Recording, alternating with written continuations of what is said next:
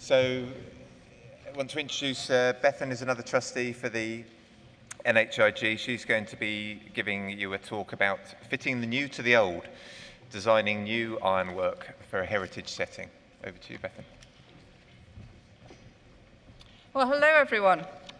So I'm talking about design today with the aim of giving an insight into the considerations for talking about new work in historic settings. Now, we have a large number of students in the audience today, certainly over 80. So what I've decided to do is give an overview to the whole topic so that they can put it into context rather than just jumping in at the deep end that we'll get to eventually. So I've only got half an hour, so of course I'm going to be very selective about the points that I cover. Conservation is a very large area. There's a lot of information to digest and a lot of guidance. So it feels a little bit like condensing the history of ironwork into half an hour. But anyhow, here goes.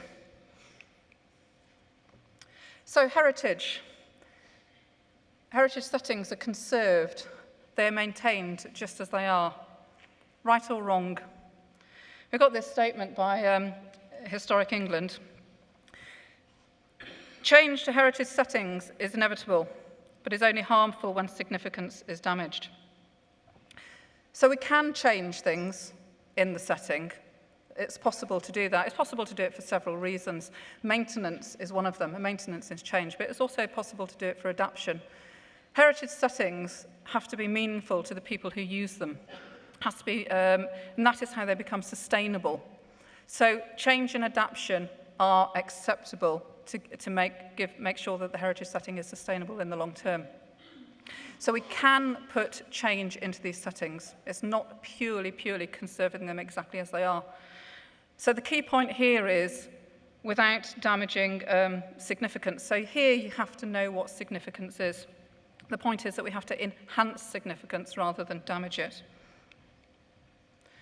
Conservation principles are a fundamental requirement. Now, to you students, that may seem a little strange.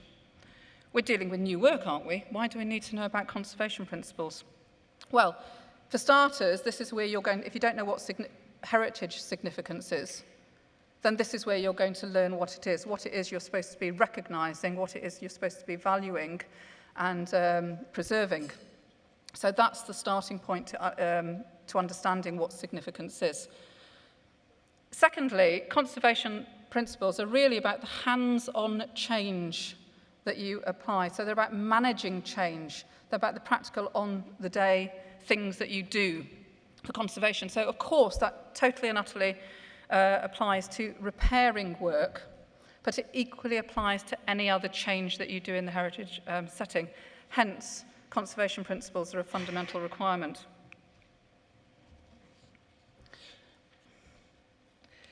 So, what is there to guide us?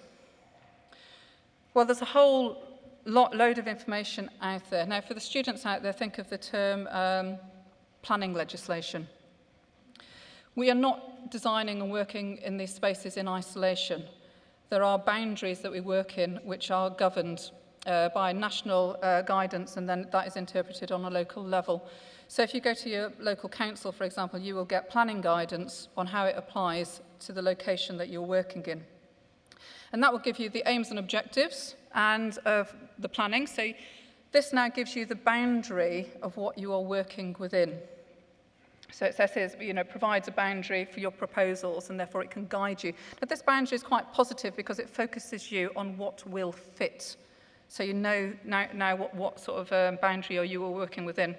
When it comes to a conservation area, the planning guidance will also give you information on the significance of an area. So you can actually start to understand that why is it a conservation area. So you will start understanding significance from there. So they're important because to gain permission for your piece, it needs to fit within the boundaries that govern it. So we're talking about design. My job today is not to repeat all of the information and guidance that's out there, but instead rather to illustrate it.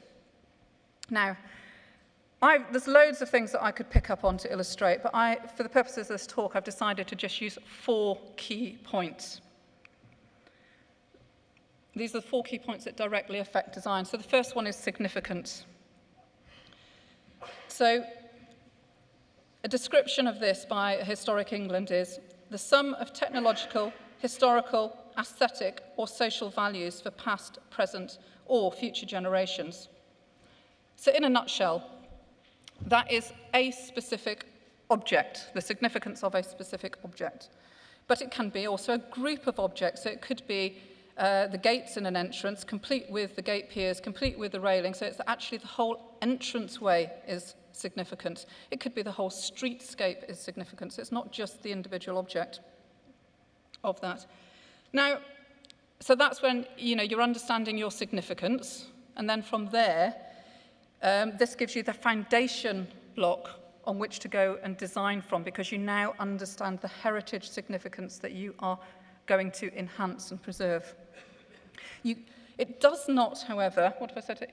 It does not dictate the design direction, but it gives you the foundation on which to make informed decisions. So my second point that I'm choosing for key points is respond to a setting. It's a key ingredient to any design proposal. But is your response going to be good, bad, or indifferent? It doesn't need to be difficult. That is a thing to remember about responding to a heritage setting. The point is to remember when you're responding is that what you're trying to do is reinforce the historic significance of a place. Think of that in another way. You're not going to detract from it. So the new work that you design for the setting is to reinforce rather than detract. And it's about having a story to tell about the how and why. Basically, it is storytelling. Responding to a setting is the story that justifies your proposal. It says how you come up with the idea in the first place, but also why it is the right thing to be doing. It's a way of evaluating your proposal. And my third key point, sympathetic design. It's the most common phrase we hear when we read all of the guidance. But what exactly does it mean? Is it something in keeping, traditional in its look, with lots of scrolls, as we would expect of some heritage work? Or is it something not in keeping, a bit more avant-garde? The reality is that sympathetic design does not necessarily mean traditional. In other words, both of these images in here are sympathetic design in a heritage setting. There is no right or wrong answer.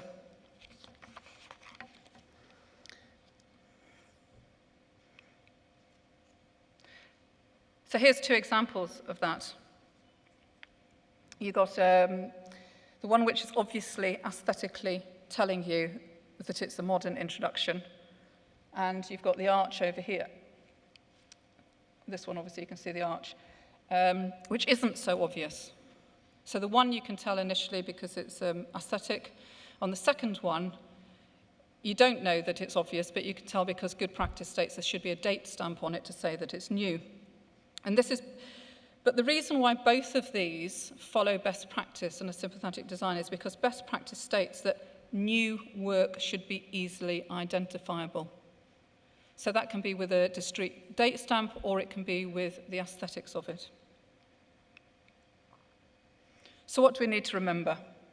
We need to remember that it is good new work that is sympathetic design. Sympathetic design is a catch-all phrase. So there's no right or wrong. It's on a case-by-case dependent. And we're going to go into that later, so hopefully I'll give some illustration to that. Replicating a particular style might be exactly the right thing to do in one situation, but completely the wrong thing to do in another. So, good new work, there's 3 things that come under that. It's got to be a good design. You must get the design right. It's got to be good craftsmanship. You really must have someone who understands the medium that they're working with. That is both in the construction of it, but it's also in just understanding the design period styles. If you're going to do replication, you really must have a grounding in the knowledge of those period styles. And the other final thing is material. Good design is also in materials. You know, you need good quality materials that you're building with. And my final key point is impact and enhancement.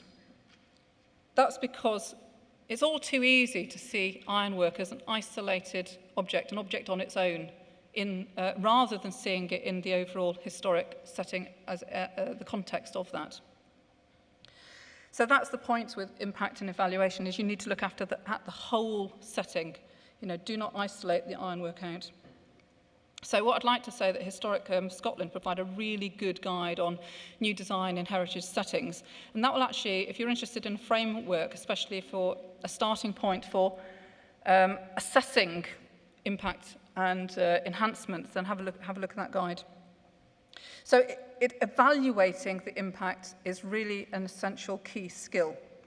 And with the bandstand here, it's no shrinking violet, it's very much a focal point, so that you can have it as a focal point in the environment, quite a dominant piece. The other item here, it just happens to be the Whispering Gallery to St. Paul's Cathedral.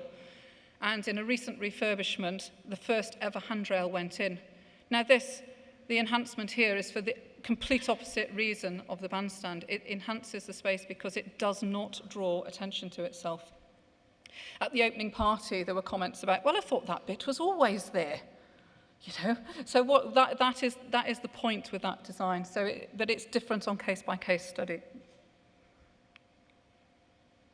So we've covered my 4 key points that I've selected for design direction. We've covered significance, response, sympathetic design, and impact. But the problem we now have is we're still unclear on design direction. You know, are we going to do an in keeping or a not in keeping?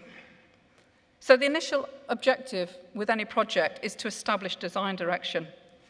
How will the context influence which way you're going to go? So to be able to analyse and evaluate this is a really key skill. So in doing this, I think it's helpful to have a framework to put it into. Now, not inventing the wheel, I've chosen some terms that Historic England use. I've highlighted the 2 which are relevant to today's talk. So we've got a category of restoration and then another one of addition and alteration.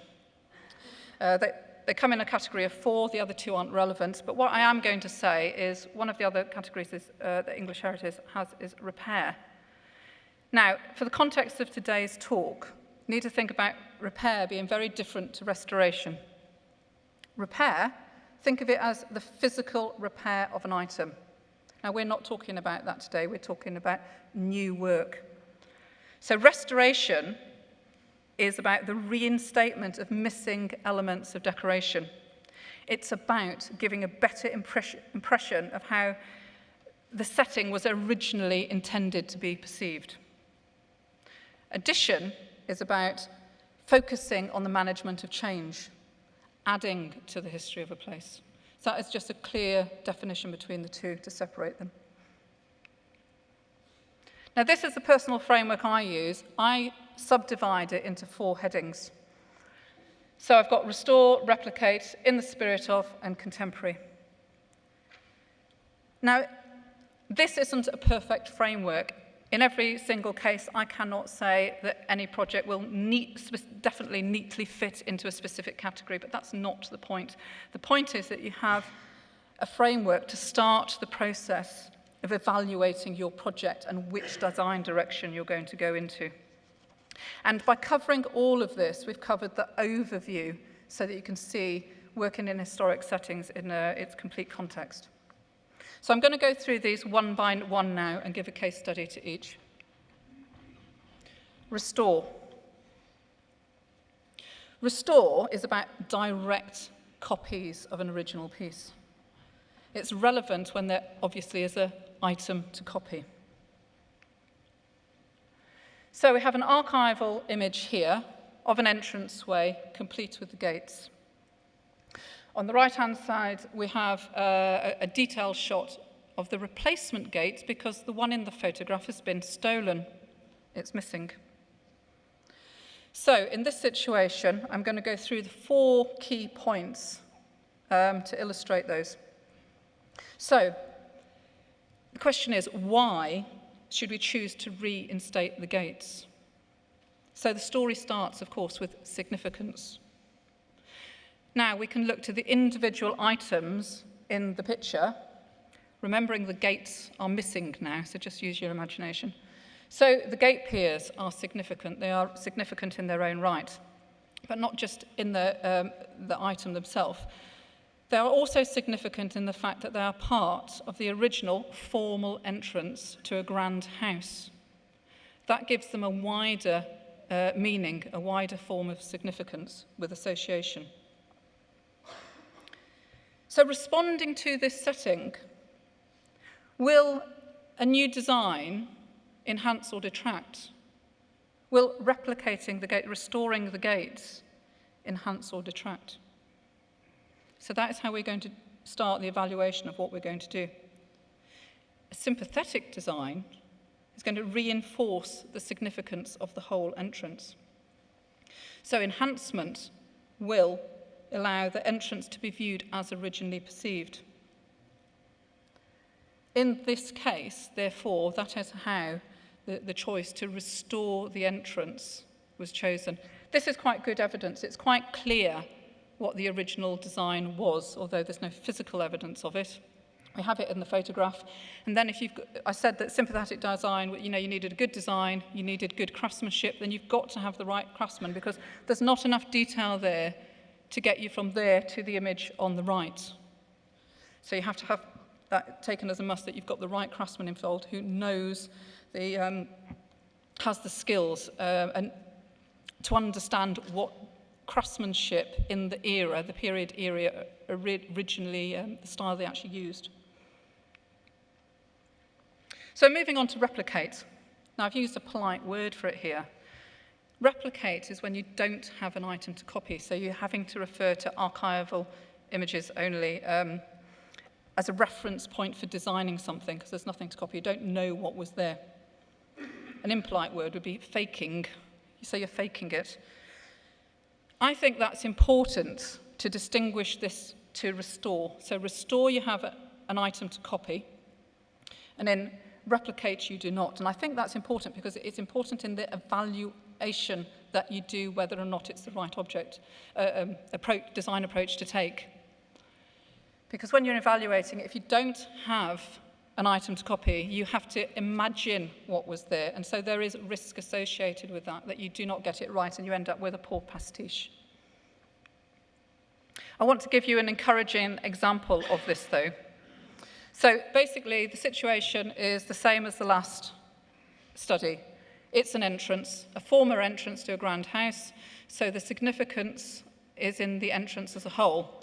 We have the original gate piers, we have the original railings to the side. The only thing that's not original is the gates. The gates are a cheap fabrication. There is no significance to them because there's no artistic merit, and they're falling apart anyhow, so that's gone. All of the rest of it has significance, and a decision was taken that they wanted to reinforce and enhance that significance. So in designing a pair of gates, there is no evidence at all of what the original gates were. So on the right-hand side, you can see that is obviously the restored railing panels, but you can see where the design come from. And like I said, I wanted to give an encouraging example on this. So then it goes into the gate, into the top of the gate and into the bottom of the gate. Obviously, there is a bit of interpretation going on here, but in essence, you can see there's no invention in the design. It all comes straight through. And this is the finished entrance. Right, so now to the more interesting stuff. So in the spirit of, is about using the style and ethos of a specific period as inspiration. It's different to contemporary because here you are responding directly to historic references. So that is, there is a dialogue of language going on between the two. If done correctly, I think this approach has the opportunity to have a real timeless feel, rather than something which is fashion or trend-led.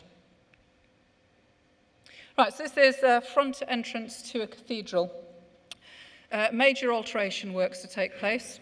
They have a problem with the congregation, particularly when they're leaving the cathedral at the moment. So this is the original porch here, and at the moment the congregation, or before the project I should say, came out and single file through this, and it's right onto a main road. So that was a problem. They needed to split the congregation up so they could go down into the car park here, and then so they weren't in one group as they hit the road. They've got two groups now. So the porch is original and kept, but the whole of the balustrade and the steps is new. It's quite a major alteration. The decision was taken that the practical requirements outweighed the significance of the original entrance, and that's therefore the alterations could take place. But the thing is, there's nothing relevant to inspire the new design. So how are we going to move on to responding to the setting? Well, it's the obvious thing. You just go in and have a nosy at the building. It's one of the perks of the job, isn't it? Getting paid to have a look around really interesting places. The great thing in this cathedral is that the original interior was high Gothic. It's linked to a famous architect, Pugin. There's significance there. The Gothic, though, also links it directly to religious purpose of the building, and so that makes it more relevant. So for inspiration, I don't think anyone's really going to want to repeat a Gothic design, so it's not really in vogue at the moment, is it? So trying to find a link between these two was quite helpful. It was, responding to the setting and the significance that's there. So what I did was, this item here was the one that particularly caught my attention. It's a pointed quatrefoil. Now, the thing that was in the interior, there was lots of variations on pointed quatrefoil. This is a more modern take on it at the bottom, but there was loads of these through the church. So this became the point of inspiration. And this is how it got interpreted. I don't think anyone can say this is a traditional design. It's a modern take. It's in the spirit of, it's picking up on references, but giving it a fresh modern take. It's a little bit abstract, but it does have a story to it, which I believe you can now relate to. As for impact, you've got to remember this is the front entrance to a cathedral. It needs a little bit of impact, but it doesn't want to be too much.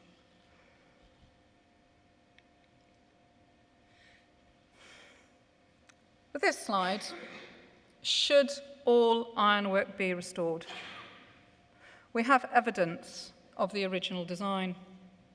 It is, however, possible to evaluate it and judge whether or not it's worthy of being restored or not. So it's about quality of the evidence. The image is a little bit fuzzy. You'd need a bit of imagination to work out the detail of the design. Not particularly good for a direct copy because, you might as well come up with something different. Also, has it actually got any specific design merit, artistic merit of its own right? Well, I think that's a bit questionable. So the decision was taken. Everything else was original and was still there. It was just the ironwork that was missing. This is still the main front entrance to a grand house, which happens to now be a five-star hotel. So a decision was taken not to try to restore this entrance. So when we have this is the design that was done, and what I think of as in the spirit of. It fits size-wise with what was there originally, so impact is befitting of the scale of the stonework. As for enhancement, it complements exactly what you would expect of a formal main entrance. With the design detailing, it does not take an expert to recognise that this is not authentic traditional work. But what this piece is about, it's about working with and understanding the language and style of original work. But it gives a fresh take to the scroll work. It responds to its setting by being a blend of both old and new. There's a little bit of story in some of the design as well, because the current owners of the hotel have a French connection, so there's a fleur-de-lis in the design.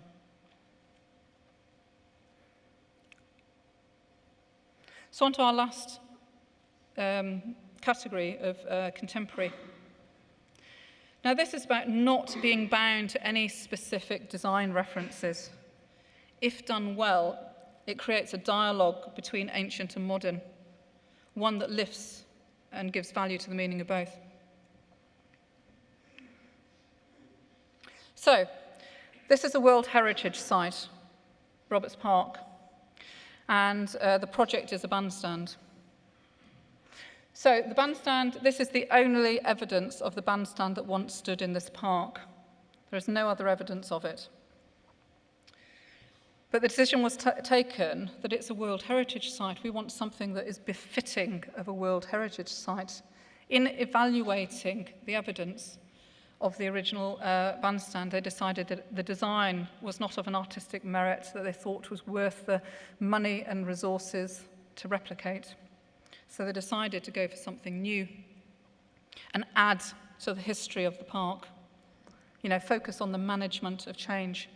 But where do you start? What are you going to do to inspire the new bandstand? Again, you have a nosy around the area. So you see a few pictures of the detail of the carving in Saltaire, the surrounding village. You know, there's some nice work here. But the other thing they did in this project was there was a lot of public consultation, and there was a workshop with school kids. And it was really interesting. When asked, what does music outdoors mean to you?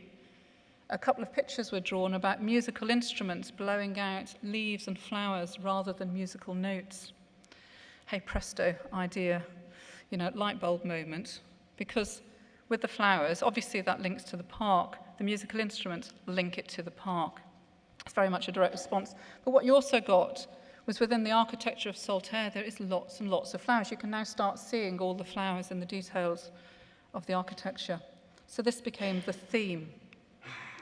This is how it was translated into the decoration of the bandstand.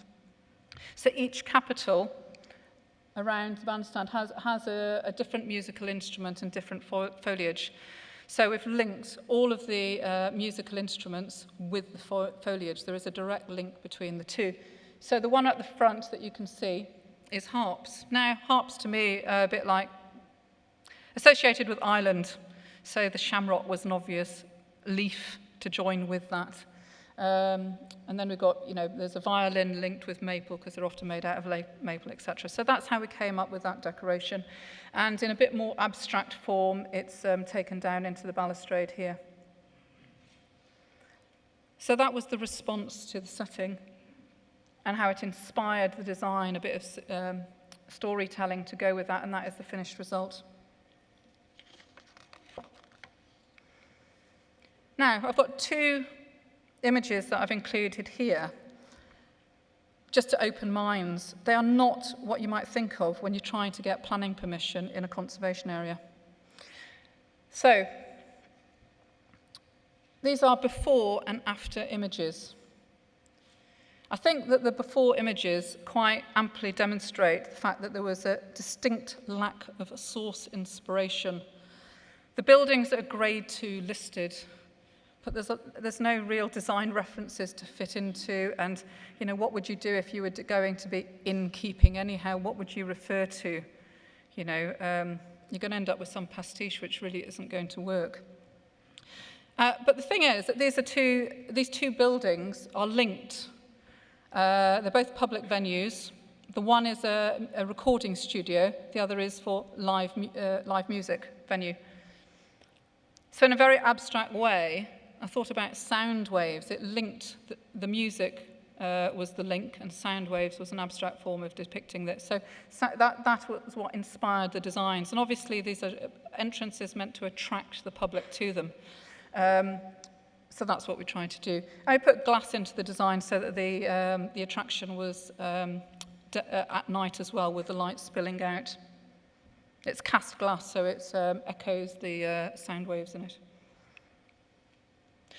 Now this is Carnaby Street. The difference between this and the other project is this is a completely new building. So how are we going to respond to a completely new building, yet we are in a conservation area? Well, maybe we don't have to respond, but there is a way of looking at it. You're looking for the significance. So Carnaby Street is, of course, the iconic birthplace of the swinging 60s.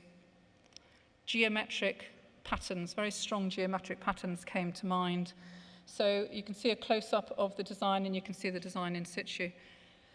So that, to me, was inspired by geometric patterns. It's a very loose link to the 60s, but it is a response. It has a bit of significance in its own right, and it is a way of interpreting. Like I said, this isn't naturally what you would expect to be acceptable in a conservation area. So therefore, I'm saying, yes, you can do these things. And finally, there's 3 words on the screen here: respect, respond, enhance. This is Ely Cathedral. Respect the significance. The significance is the wall behind the Riodos screen. The new installation, is the altar is obviously new, as is the decorative Riodos screen behind it. But the significance is in the stonework. It's stonework which was defaced in the Reformation. So it was very ornately carved at one point in time, and now it is in tatters. But that being in tatters is a part of the story it has to tell, so we're not hiding away from this. It is a significant part of the history of this cathedral, and so they're not going to try and hide it away because it's a bit unsightly. So respecting the significance, we need to respect this stone wall. So respond. How about respond by including it in the design? Enhance. If you look to the detail here, we have framed it. We have framed it so that it becomes a focal feature when you look at this piece. So working with in heritage settings and putting in a new contemporary piece, I've gone across several points to think about, including significance, responding to a setting. Is it going to be a sympathetic design in keeping or not? A good sympathetic design, remember every job has to be good design, good craftsmanship, and good materials. I hope this sums it up with this final slide, but the things to remember are when you're designing in heritage settings, respect the significance, respond to the setting and give a story to it, and enhance what you find. Do not detract from it. Thank you.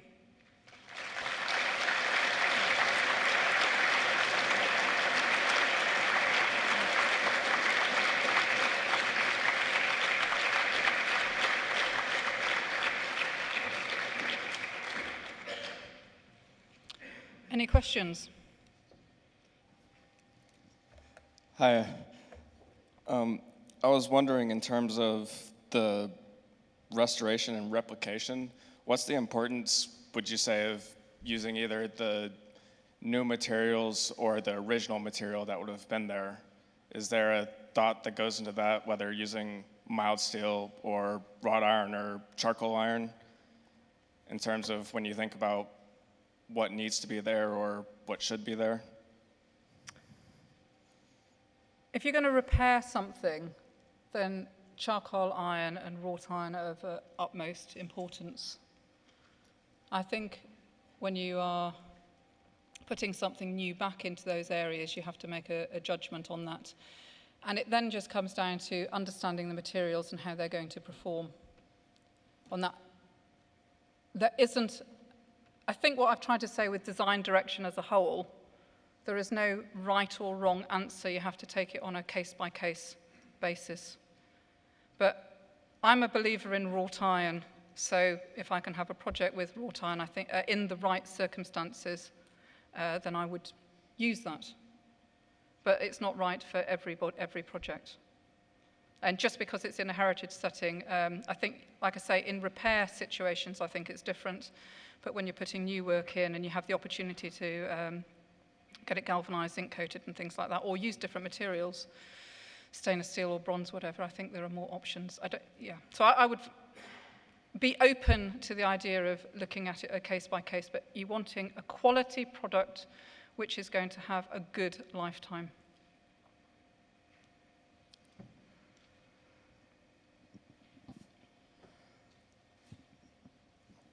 I was wondering, with the addition and alteration, where you either go in the spirit of or with the new design, where... Sorry, start again. With additional alteration? Because it seems to me that in spirit of, when you, in addition and alteration, you had in spirit of, and then new contemporary work where you allow creativity to come through. Where does that decision come from, where you go, I'm allowing myself to be creative in this and go more towards the contemporary?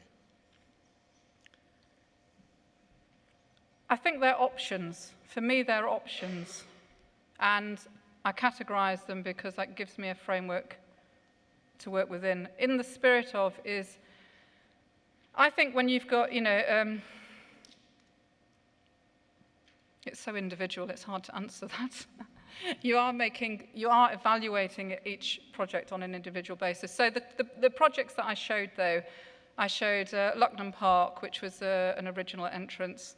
I think it really complemented it to do something that was in keeping, in the spirit of, sorry. You could have put something, you could have easily argued to put something completely new there. But you are, the decisions aren't your own. You are working within the planning framework about the objectives of what they want in that particular locality. You're working with the owners. The owners in that case wanted something which had a heritage feel, but they didn't want an authentic heritage piece.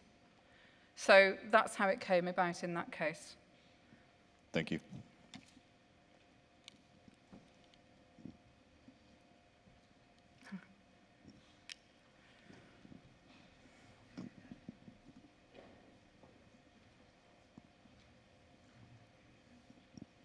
Hi.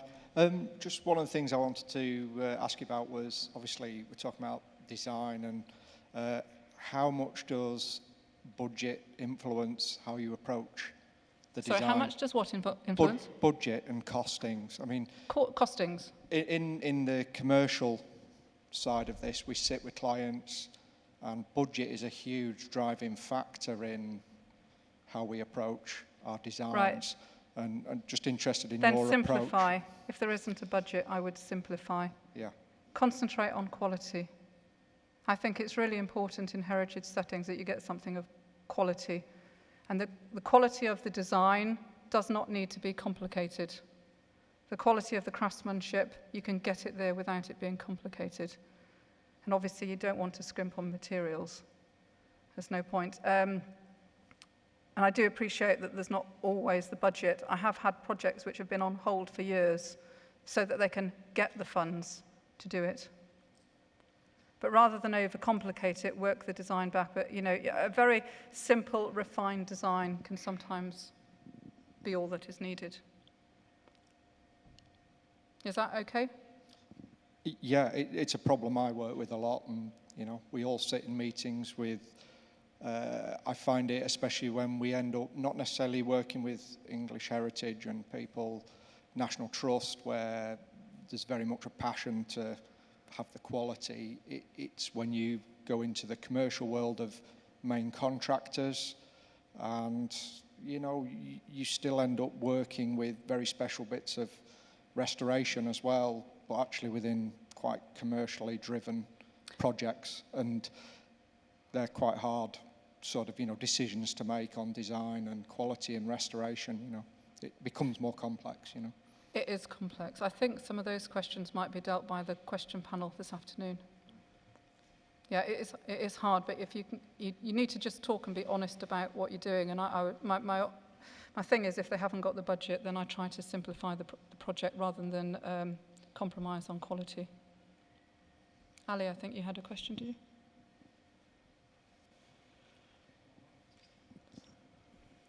Last question. You go to all this trouble to create something new and beautiful. How open, generally, are your clients to the future care of that new ironwork? Do you discuss future maintenance plans to actually care for that ironwork in the future? Good practice is that every single job that you put in has a maintenance schedule. So it's built into the job. That is actually in conservation principles. That's built into those, but it is what you give with the job afterwards. There's no point put this in if it's not going to be maintained. And all work needs some form of maintenance, but the basic idea is you do little and often. A stitch in time saves 9, so to speak, so you do little and often, and that saves the major overhauls. Okay, thank you.